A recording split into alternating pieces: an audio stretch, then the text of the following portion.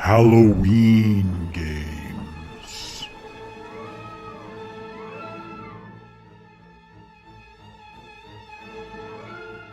Today I'm going to tell you about two great Halloween games in the library's collection. The first is Zombie Dice, a press your luck dice game for 2 or more players. In this game, everyone plays zombies, roaming about, seeking delicious brains to eat from human victims.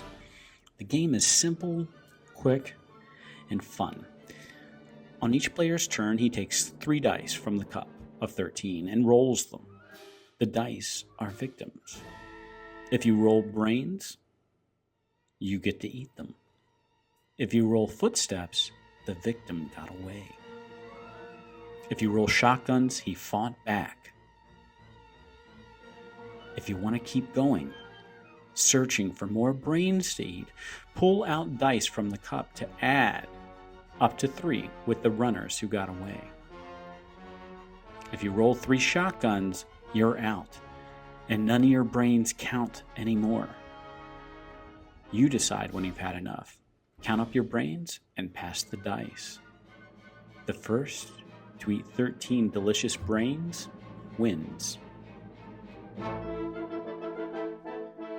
One Night Ultimate Werewolf is a social bluffing deduction game for 3 to 10 players and only takes about 10 minutes to play. It takes the known game of Werewolf and cranks it up to a whole new level. Setups are very different depending on the number of players, but I'm going to show you the basic setup for 3 players that's given in the game. The game is simple. It's a team game, essentially villagers versus werewolves. At the beginning of the game, players receive cards which tell them their roles. Then they hide their roles. Things occur which may change roles around, and at the end of the game, you're trying to find out who the werewolves are and kill one of them before they eat the villagers. Here's the setup for a 3-player game, a basic 3-player game. You would have 2 werewolves, 1 seer, 1 troublemaker, 1 robber, and a villager. At the beginning of the game, each player takes a card and keeps that role secret, and then they place the card face down in front of them. 2 cards would go into the middle, and they belong to everyone, possibly. Then night comes on. Everyone closes their eyes. And then at different times throughout the night, different characters wake up and take actions. For instance, the werewolves would wake up and be able to see one another. They know that they don't want to be found out as werewolves.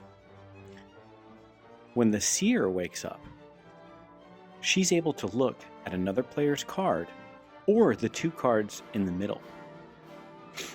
When the troublemaker awakes, she's able to switch 2 cards of other players. When the robber wakes up, he's allowed to take a card from another player, switch it with his own, and then see what his new role is. The villager doesn't wake up at night. The villager's just asleep in bed. At the end of the nighttime, everyone wakes up, and then this is where the fun begins, as people try and discover who the werewolves are, blaming one another, lying, bluffing, deceiving. This goes on for a predetermined amount of time, and at the end of it, there's a countdown of 3, 2, 1, and everyone points their fingers to who they think they should kill. The villagers win if at least 1 werewolf dies. The werewolves win if no werewolves die, or if the werewolves are both in the middle, then the villagers will win the game. The game has immense replayability. As you can see, here are some of the other characters that you could play besides these characters set aside in the basic setup. The more and varied characters that you use, the more fun and crazy this game gets.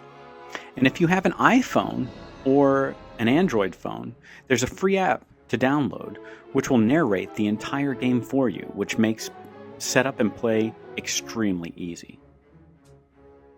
If either of these games, Zombie Dice or One Night Ultimate Werewolf, look like fun to you, you should come in and check them out, especially on Halloween.